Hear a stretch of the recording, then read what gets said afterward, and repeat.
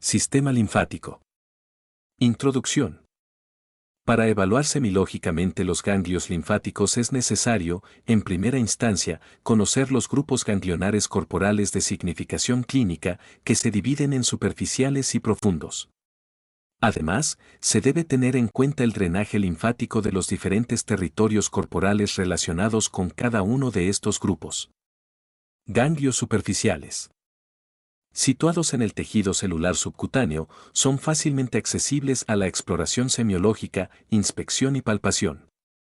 Representan una muestra de fácil acceso para evaluar el estado de todo el aparato ganglionar. Se describen a continuación los grupos ganglionares más significativos. Ganglios de la cabeza y el cuello. El cuerpo humano tiene aproximadamente 600 ganglios linfáticos, el 30% de los cuales están situados en la cabeza y el cuello. Estos grupos ganglionares, que se distribuyen a manera de collar en la base de la cabeza y en cadenas verticales que siguen el trayecto del músculo esternocleidomastoideo, se describen a continuación. Ganglios occipitales, se encuentran entre la protuberancia occipital externa y la apófisis mastoides por fuera de las masas musculares, reciben aferencias del cuero cabelludo. Ganglios posauriculares o mastoideos, ubicados por detrás de la oreja, sobre la apófisis mastoides a nivel de la inserción del músculo esternocleidomastoideo, reciben aferencias del pabellón auricular, el conducto auditivo externo y la región temporal del cuero cabelludo. Ganglios preauriculares, se ubican por delante del trago del pabellón auricular, reciben aferencias de la piel y las conjuntivas de los párpados, la piel de la región temporal, el conducto auditivo externo y el pabellón auricular. Ganglios submaxilares, se hallan por debajo del maxilar inferior, reciben aferencias de la lengua, la glándula submaxilar, los ganglios submentonianos, la mucosa de los labios, la mucosa yugal y las encías. Ganglios submentonianos, se ubican por debajo de la unión de los maxilares inferiores, reciben aferencias del labio inferior, el piso de la boca, la punta de la lengua y la piel de las mejillas. Ganglios yugulares o cervicales anteriores, se ubican a lo largo del borde anterior del esternocleidomastoideo, desde el ángulo del maxilar inferior hasta la clavícula, reciben aferencias de los 2/3 posteriores de la lengua, las amígdalas, el pabellón auricular, la parótida, la laringe y la tiroides. Ganglios cervicales posteriores, se encuentran a lo largo del borde posterior del músculo esternocleidomastoideo y por delante del trapecio, reciben aferencias del cuero cabelludo y el cuello, los ganglios axilares, los miembros superiores y la región pectoral. Ganglios supraclaviculares, están por detrás y por afuera de las inserciones claviculares del músculo esternocleidomastoideo, reciben aferencias de la cabeza, el miembro superior, la pared torácica, la mama y las cavidades torácica y abdominal. Ganglios cervicales profundos, ubicados por debajo del esternocleidomastoideo, siguen a la vena yugular interna. Los ganglios supraclaviculares tienen gran importancia por su asociación con los cánceres intratorácicos o intraabdominales. En los pacientes mayores de 40 años el 90% de las adenomegalias supraclaviculares son de etiología neoplásica. Las mamas, la pared del tórax y el contenido de la cavidad torácica drenan hacia ambos huecos supraclaviculares. Pero como el conducto torácico que drena la linfa de la cavidad abdominal se vacía en la vena innominada, en la región supraclavicular izquierda, el compromiso tumoral de los ganglios supraclaviculares homolaterales puede originarse en el abdomen o la pelvis. La presencia del nódulo de Virchow o ganglio centinela corresponde a la metástasis de un adenocarcinoma, por ejemplo, primario de ovario, gastrointestinal u otra neoplasia intraabdominal, en un ganglio supraclavicular izquierdo. La búsqueda de este signo suele olvidarse con frecuencia en el examen físico. Ganglios epitrocleares. Están situados por encima del epicóndilo humeral, en el surco entre los músculos bíceps y tríceps braquial, reciben aferencias de la mitad cubital del antebrazo y la mano, y de los dedos medio, anular y meñique. Ganglios axilares. Estos ganglios se distribuyen en una estructura semejante a una pirámide truncada limitada por los músculos pectorales, la parrilla costal, los músculos subescapular y dorsal ancho y la cara interna del brazo. Reciben aferencias del miembro superior, la pared torácica y la mama. Ganglios inguinales. Se encuentran en una cadena horizontal a lo largo del ligamento inguinal y otra vertical que sigue el segmento superior de la vena safena, reciben aferencias del miembro inferior, la pared abdominal anterior, el pene y el escroto, la vulva y la vagina, el periné, la región glútea y la porción terminal del conducto anal. Ganglios profundos. Están ubicados en las cavidades viscerales, tórax y abdomen y, salvo excepciones, no son evaluables durante el examen físico. Los ganglios profundos de mayor significado clínico son los A. Delirio pulmonar, B. Mediastínicos, C. Intraabdominales, D. Retroperitoneales y E. Pélvicos. Sin embargo, los ganglios abdominales enfermos pueden deformar el abdomen o hacerse palpables cuando la masa adenomegálica adquiere un volumen significativo o en los pacientes delgados. Semiología ganglionar. Los ganglios linfáticos deben examinarse por inspección y palpación, con un método sistemático, región por región, sin omitir ninguno de los grupos ganglionares superficiales accesibles. En el examen físico cuidadoso de un adulto sano es posible encontrar ganglios linfáticos palpables normales en más del 50% de los casos, especialmente en los jóvenes, en las personas delgadas y en la región cervical. Inspección. La inspección de los territorios ganglionares tiene por objeto detectar asimetrías o masas visibles, identificar cicatrices de cirugías o enfermedades ganglionares previas y/o supuración.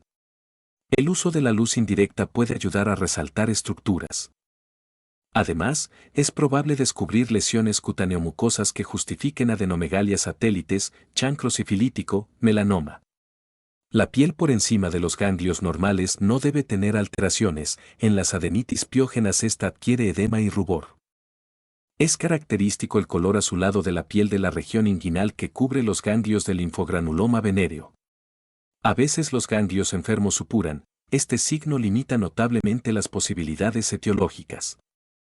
La presencia de una cicatriz estrellada en la región cervical o supraclavicular es la consecuencia de una linfadenitis tuberculosa que supuró, escrófula.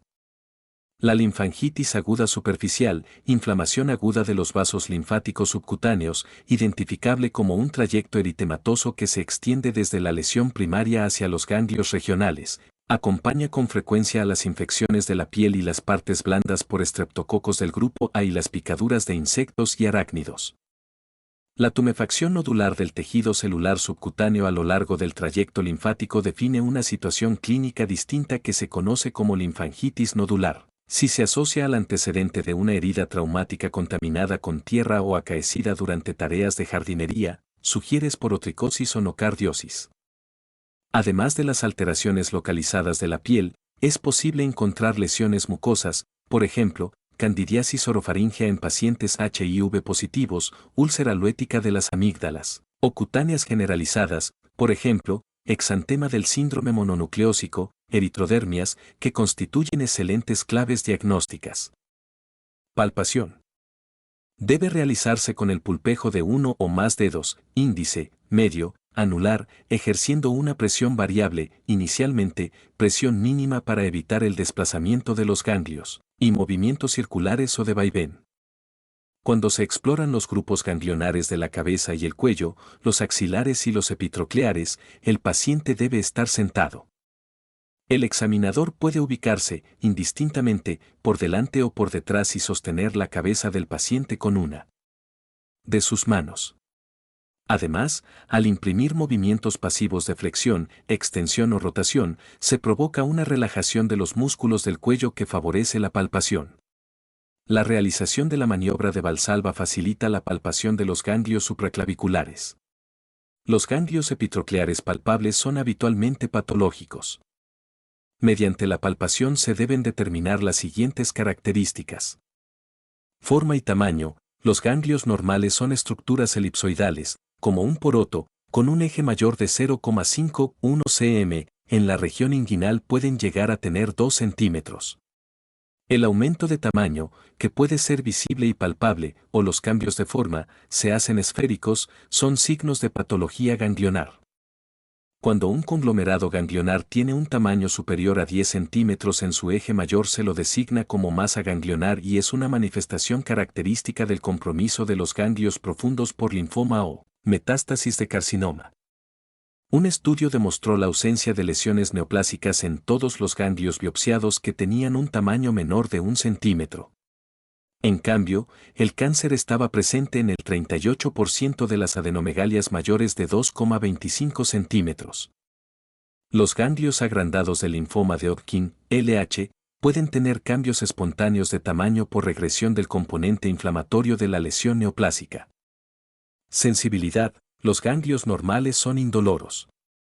La presencia de dolor espontáneo o a la palpación, relacionado con el estiramiento de la cápsula, sugiere un proceso infeccioso, pero no es un dato concluyente.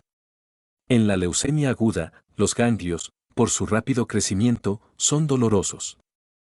En el linfoma de Hodgkin, LH, es característico el dolor de los ganglios agrandados después de la ingesta de bebidas alcohólicas, signo de Hoste.